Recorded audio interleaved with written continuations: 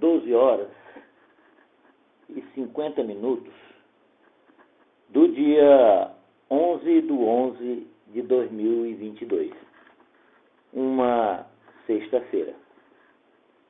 Saudações a todos e que tenhais benignidade merecida da parte do Deus Todo-Poderoso e a paz de nosso Senhor Jesus, o Nazareno. Vamos à nossa reflexão bíblica de hoje. No passado bem próximo, pessoas demonstravam sua forma de adoração a um ser superior a si, de várias maneiras. Nomes como Moloque, Baal, Ísis, Hera, Poseidon, Hades, Artemis, etc. e etc. foram objetos de adoração. Pessoas faziam sacrifícios a estes deuses ou a ser superior, ou a um ser superior a eles, que eles assim achavam. Hoje não é diferente. Sacrifícios e oferendas são feitas para agradar ou em agradecimento por muitos motivos. Pessoas viajam a pé para irem a uma igreja, vão de joelhos, vão jogando milho no caminho, pisando, vão descalços, acendem velas, jogam flores no mar, comidas, bebidas. E nós temos visto manchetes nos jornais tais como crianças mortas em rituais, também sendo oferecidas aos seus deuses. Estas pessoas querem agradar a um ser superior, a eles mesmos, que eles os adoram. Que motivo ou necessidade têm as pessoas, os seres humanos, para buscarem algo para adorarem? Que motivo? E a Bíblia Sagrada, ela fala sobre este assunto? Sim, a Bíblia Sagrada nos informa por que desta necessidade. O homem tem esta necessidade. A Bíblia Sagrada, por exemplo, aqui no livro de Êxodo, no capítulo de número 20, vamos ver aqui, Êxodo, no capítulo de número 20, e nos versículos de números 3, 4 e 5. Os israelitas tinham um Deus. Eles os adoravam. E esse Deus lhe deu, inclusive, leis, regras, normas, para que o pudesse adorar corretamente. E aqui nos versículos 2, aliás, 3, 4 e 5, ele diz, Êxodo, capítulo 20, não deves ter quaisquer outros deuses em oposição à minha pessoa. Não deve fazer para ti imagem esculpida, nem semelhança de algo que há nos céus em cima, ou do que há na terra embaixo, ou do que há nas águas embaixo. Não deves ter quaisquer outros deuses, diz o versículo 3, em oposição à minha pessoa. Estas são as normas, leis e regras para os israelitas, para que eles seguissem o seu Deus. Mesmo eles tendo essas normas, essas regras, os israelitas se meteram em algumas confusões. Por exemplo, no mesmo livro de Êxodo, no capítulo 32, Êxodo 32, e vamos ver aqui dos versículos de número 1 ao 6, uma dessas encrencas ou confusões em que os israelitas se meteram. Os versículos de número 1 ao 6 diz-nos assim: Entrementes, o povo via que Moisés demorava em descer do monte, de modo que o povo se congregou em volta de Arão e lhes disse: Levanta-te, faze para nós um Deus, que vá diante de nós. Pois quanto a este Moisés, o homem que nos fez subir da terra do Egito, certamente não sabemos o que lhe aconteceu. A isso, Arão disse-lhes: Arrancai as arrecadas de ouro que há nas orelhas de vossas esposas, de vossos filhos e de vossas filhas, e trazei-mas. E todo o povo começou a arrancar as arrecadas de ouro que havia nas suas orelhas, e a trazê-las a Arão. Ele tomou então o ouro das suas mãos e moldou com um buril e passou a fazer dele uma estátua fundida de bezerro. E começaram a dizer: Este é o teu Deus, ó Israel, que te fez subir da terra do Egito. Quanto a Arão, chegou a ver isso, foi construir um altar diante dele.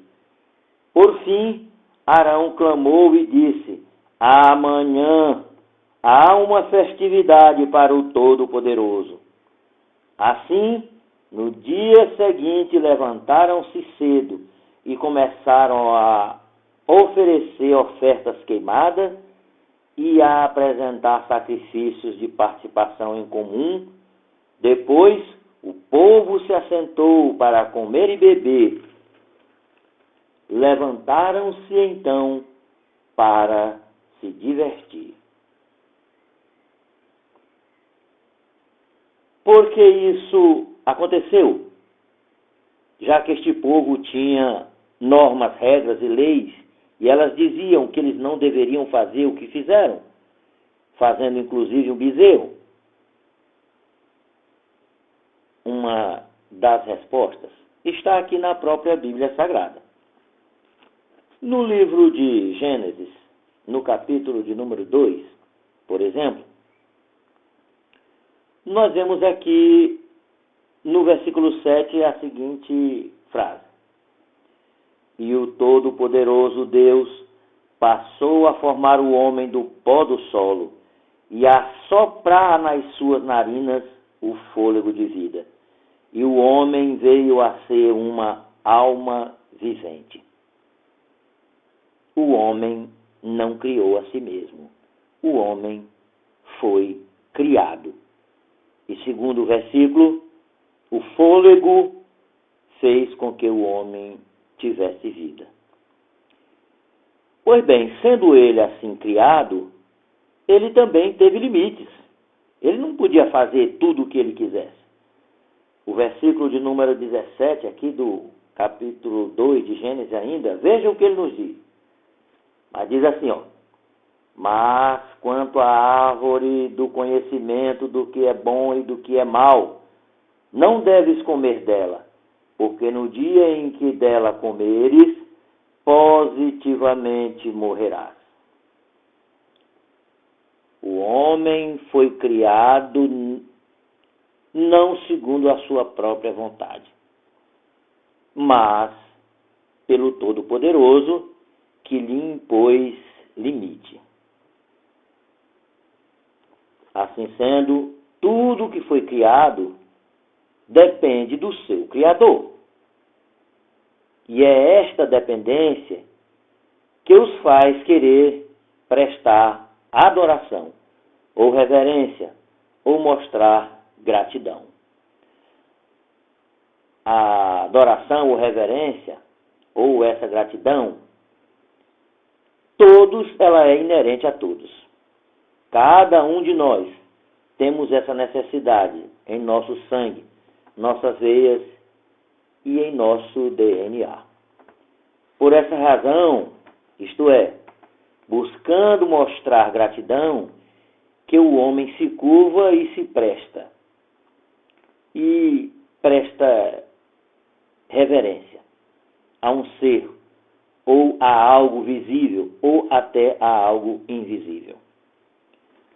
Os israelitas, por quererem adorar o seu Deus, porque Deus os tinha tirado da terra do Egito, eles se equivocaram e ofenderam ao Deus Todo-Poderoso quando fizeram aquele bezerro de ouro para o adorarem.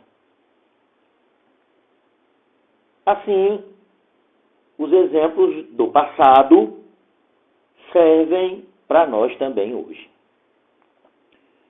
E nestes últimos dias, muitos estão equivocados, assim como os israelitas estavam. E perdidos espiritualmente, desorientados mentalmente, por não buscarem o conhecimento exato da verdade. Assim estão muitos nestes últimos dias. Equivocar-se nesta reta final pode ser trágico para nós. Nos dias de Moisés, por exemplo, veja como Deus se sentiu após o povo fazer aquele bezerro. O livro de Êxodo, no capítulo 32, vamos ver aqui, Êxodo 32.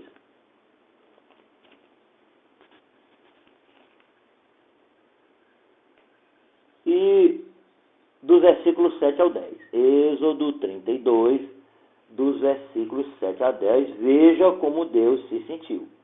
Veja o que Deus estava preparando para a ação que Deus iria tomar.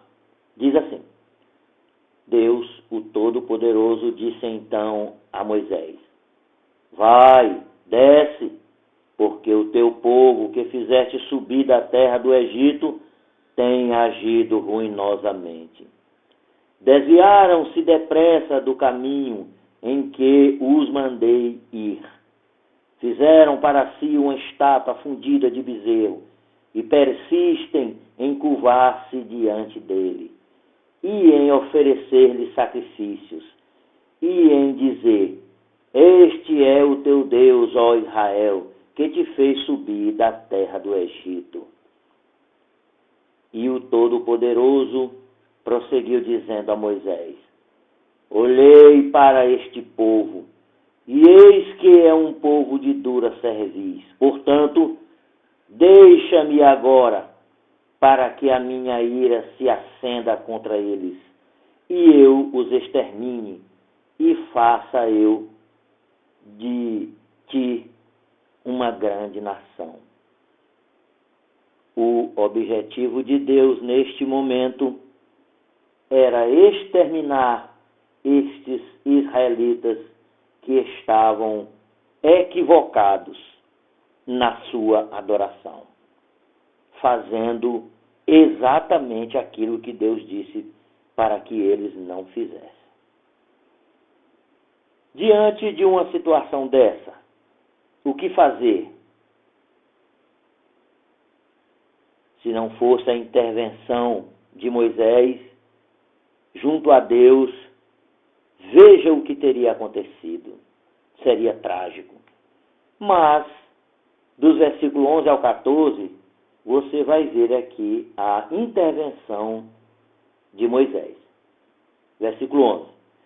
E Moisés passou a abrandar a face do Todo-Poderoso, seu Deus, e a dizer: Porque, ó Todo-Poderoso, devia acender-se a tua ira contra o teu povo, que fizeste sair da terra do Egito, com grande poder e com grande mão forte, porque devia os egípcios dizer, com um mal intento fez sair a fim de matá-los entre os montes e exterminá-los da superfície do solo.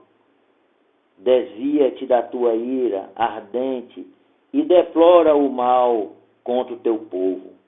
Lembra-te de Abraão, Isaque e Israel, teus servos, a quem juraste por ti mesmo, dizendo-lhes, multiplicarei a vossa descendência como as estrelas dos céus, e toda esta terra que indiquei, eu a darei à vossa descendência, para que deveras tomem posse dela por tempo indefinido. E o Todo-Poderoso começou a deplorar o mal que falou que ia fazer ao seu povo. Se não fosse a intervenção de Moisés, aquele povo teria pago um preço pelas suas próprias vidas por estarem equivocados. Hoje, as manchetes de jornais mostram como o povo ainda está equivocado. Veja só essa manchete. Crianças mortas em rituais. Os assassinos destas crianças estão equivocados. Vejam o que Deus disse sobre o rei Manassés. O rei Manassés, aqui descrito em 2 Reis, no capítulo de número 21, e do versículo 1 ao 12, ele também estava equivocado na sua adoração. Versículo de número 1. Manassés tinha 12 anos de idade, quando começou a reinar, e reinou por 55 anos em Jerusalém. E o nome de sua mãe era Efziba, e ela passou a fazer o que era mal aos olhos do Todo-Poderoso, seguindo as coisas detestáveis das nações que o Todo-Poderoso tinha desalojado de diante dos filhos de Israel. De modo que construiu novamente os altos que Ezequias, seu pai, tinha destruído. E erigiu altares a Baal e fez um porte sagrado, assim como fizera Acabe, rei de Israel. E começou a curvar-se diante de todo o exército dos céus e a servi-los.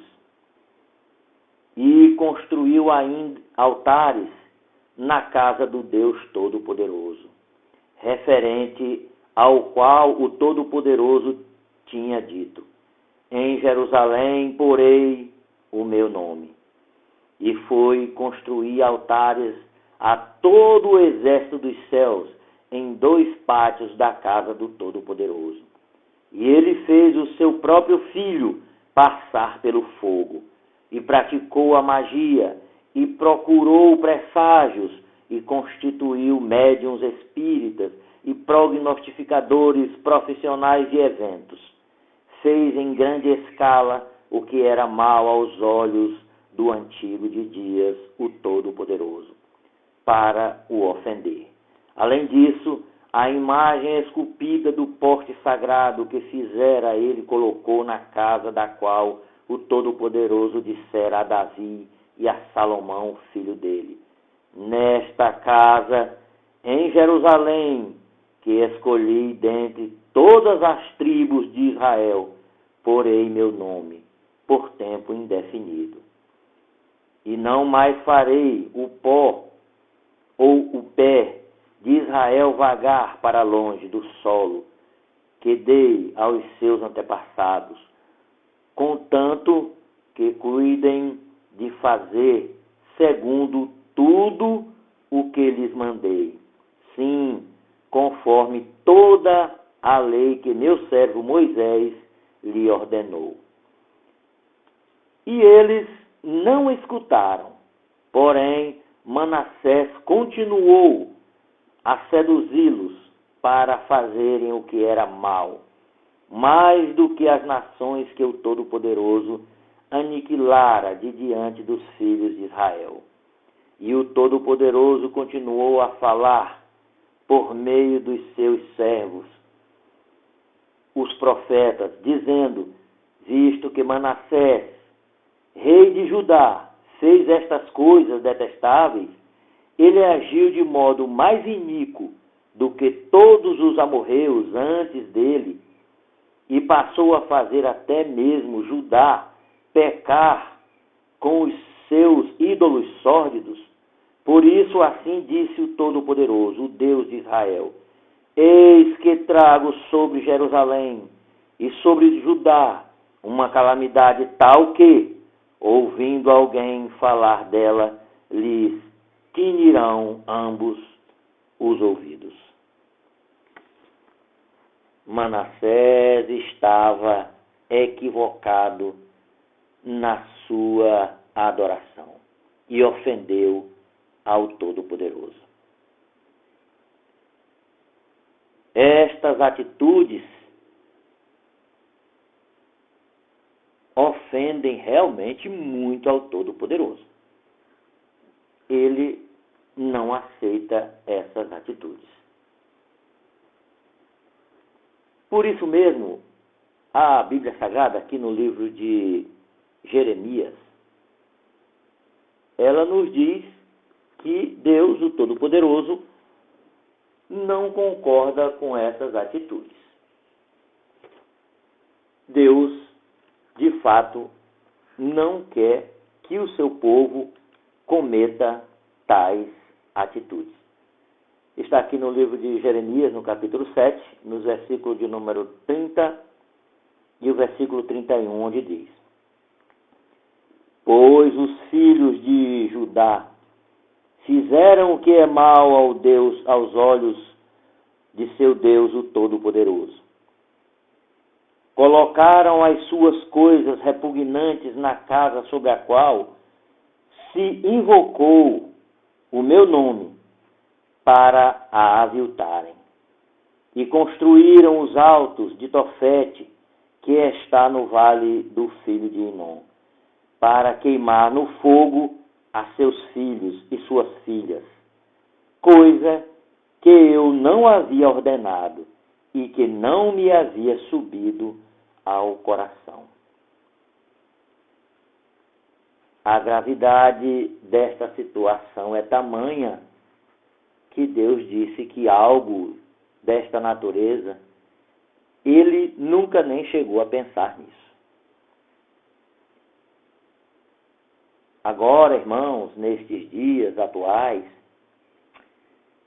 se queremos não ofender a Deus, o Todo-Poderoso, temos de manter a vigilância sobre nossa forma de adoração. Como estamos adorando? Qual é a nossa maneira? Pois corremos o risco de estarmos equivocados. E esse equívoco pode custar a nossa salvação. E agora, se descobrimos que estamos equivocados, o que devemos fazer? Como devemos agir? Eu leio a Bíblia Sagrada e indico a todos que também o façam. Ela, por exemplo, a Bíblia Sagrada, nos diz no livro de João, no capítulo de número 8, João 8, e aqui no versículo de número João 8, 8:32, ela diz-nos assim, ó: e conhecereis a verdade, e a verdade vos libertará. Sim, irmãos, a prática da leitura da Bíblia Sagrada pode nos dar a liberdade espiritual que precisamos. Se estivermos libertos de forma correta, poderemos sermos libertos de forma ainda mais, digamos assim, ampliada. Veja, por exemplo, o que a Bíblia Sagrada nos diz aqui no livro de Isaías, no capítulo de número 55. Isaías 55 e no versículo de número 6 ao 9. Veja como ela nos diz, dos 6 ao 9. Buscai ao Todo-Poderoso, enquanto pode ser achado. Chamai-o, enquanto mostra estar perto. Deixe o iníquo seu caminho, e o homem prejudicial os seus pensamentos, e retorne ele ao Todo-Poderoso, que terá misericórdia com ele, e ao nosso Deus, porque perdoará amplamente. Pois os vossos pensamentos não são os meus pensamentos, nem os meus caminhos os vossos caminhos. É a pronunciação do Todo-Poderoso. Porque assim como os céus são mais altos do que a terra, assim os meus caminhos são mais altos do que os vossos caminhos, e os meus pensamentos do que os vossos pensamentos. Se estivermos livres, veja que Deus se deixará ser encontrado por nós. Deus se deixará ser encontrados por nós. E o que ganhamos quando Deus está conosco? Se nós encontramos a Deus e o achamos, o que ganhamos com isso? A Bíblia Sagrada nos diz aqui no livro de Sofonias, capítulo 2, e o versículo de número 3. Ela diz assim, versículo 3. Procurai ao Todo-Poderoso, todos os mansos da terra, que tende praticado a sua própria decisão judicial. Procurai a justiça, procurai a mansidão. Provavelmente sereis escondido no dia da ira do Todo-Poderoso. O Todo-Poderoso tem um dia para derramar a sua ira sobre a terra habitada. Se buscarmos o Todo-Poderoso, agora ele se deixará achar por nós. E no dia deste ajuste de conta, nós podemos ser salvos. A Bíblia Sagrada, ela nos diz uma história aqui bastante interessante. No livro de Atos, no capítulo de número... No livro de Atos, no capítulo de número 17, e nos versículos 26 e o 27. Aí, olha o que ela diz. E ele, o Deus Todo-Poderoso, fez de um só homem toda a nação dos homens, para morarem sobre a superfície inteira da terra, e decretou os tempos designados e os limites fixos da moradia do homem, para buscarem a Deus, se tateassem por ele e realmente o achassem, embora de fato não esteja longe de cada um de nós. Deus não está longe de cada um de nós. Ele está perto de nós. Basta que nós o procuremos. Se nós o procurarmos, ele deixará ser achado por nós. Um dos exemplos de alguém que estava equivocado, irmãos, é um cidadão chamado Saulo de Tarso. Saulo, ele tinha zelo por Deus, mas não tinha o conhecimento exato da verdade. Saulo estava equivocado. Muitos hoje, iguais a Saulo, imaginam estar fazendo o que Deus aprova, mas, no entanto, estão equivocados.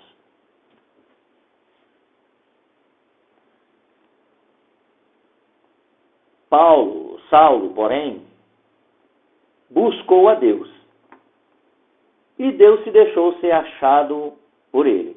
O próprio Jesus o libertou desse equívoco. Saulo, agora estando livre, o que ele fez? Ele fez mudanças na sua vida. As mudanças de Saulo chegaram até mesmo para que ele mudasse de nome. Sendo ele agora um novo homem, o que foi que ele fez? Qual a atitude que ele tomou? Abra sua Bíblia aí, por favor, no livro de Atos, no capítulo de número 17. E leia dos versículos 22 ao 25. Veja que atitude Paulo tomou. Ele agora não era mais Saulo. Ele mudou de vida e passou a ser chamado Paulo. No versículo 22 nós lemos: Paulo, pois, estando em pé no meio do Areópago, disse: Homens de Atenas, eu observei que em todas as coisas pareceis mais dados a temor das deidades do que os outros.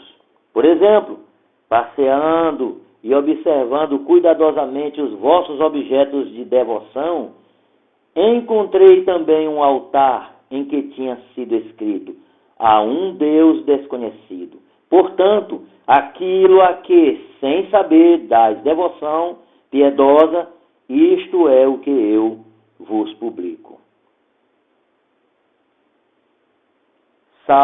Paulo continuou: o Deus que fez o mundo e todas as coisas nele, sendo como é, Senhor do céu e da terra, não mora em templos feitos por mãos, nem é assistido por mãos humanas, como se necessitasse de alguma coisa. Porque ele mesmo dá a todos vida e o fôlego e todas as coisas. Sim, Paulo agora passou a dar testemunho da verdade que ele encontrou. O Todo-Poderoso, através de Jesus, o Nazareno, abriu os olhos de Paulo. Sim, irmãos, depois de acharmos a verdade que está na Bíblia Sagrada, peçamos a Deus de joelho, dia após dia, para que Ele mesmo nos salve nestes dias apocalípticos. A Bíblia Sagrada nos diz no livro de Apocalipse, no capítulo 7, do versículo 9 ao 17, que há uma salvação. Ela diz-nos aqui, no livro de Apocalipse, no capítulo 7, do versículo 9 ao 17, que haverá uma salvação. Sim, pessoas serão salvas.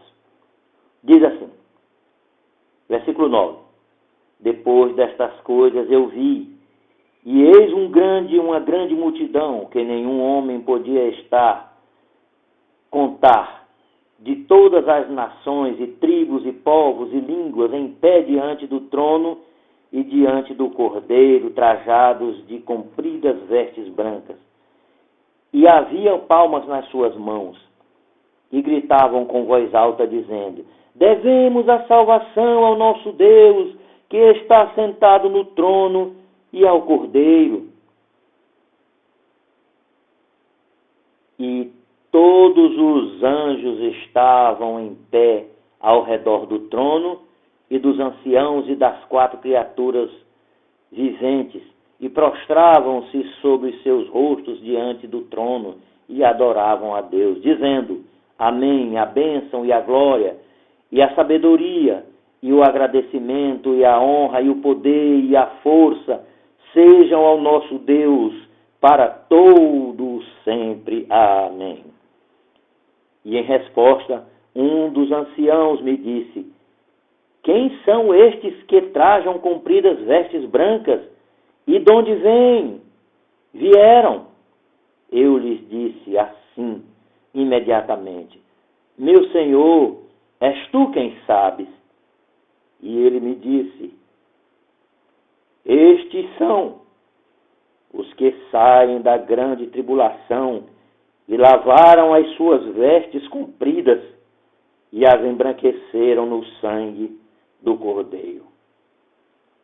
E é por isso que estão diante do trono de Deus e prestam-lhes serviço sagrado dia e noite no seu templo. E o que está sentado no trono estenderá sobre eles a sua tenda. Não terão mais fome, nem terão mais sede, nem se abaterá sobre eles o sol, nem calor abrasador, porque o Cordeiro que está no meio do trono os pastoreará e os guiará a fontes de águas da vida. E Deus enxugará toda a lágrima dos olhos deles. Sim, irmãos, haverá sim uma salvação. Você gostaria de estar entre esses que estarão com palmas diante do trono de Deus? Portanto, seja livre hoje. Se torne livre hoje, agora. Leia a Bíblia Sagrada. Busque a palavra de Deus. E para que Deus possa ser a sua salvação. E se assim o fizer, haja como Abacuque. Haja como Abacuque. Portanto, ele disse aqui no livro, no capítulo 3 e no versículo 18. Abacuque 3,18 finaliza: Ainda assim, no que se refere a mim, vou rejubilar com o próprio Todo-Poderoso. Vou jubilar com o Deus da minha salvação. Amém.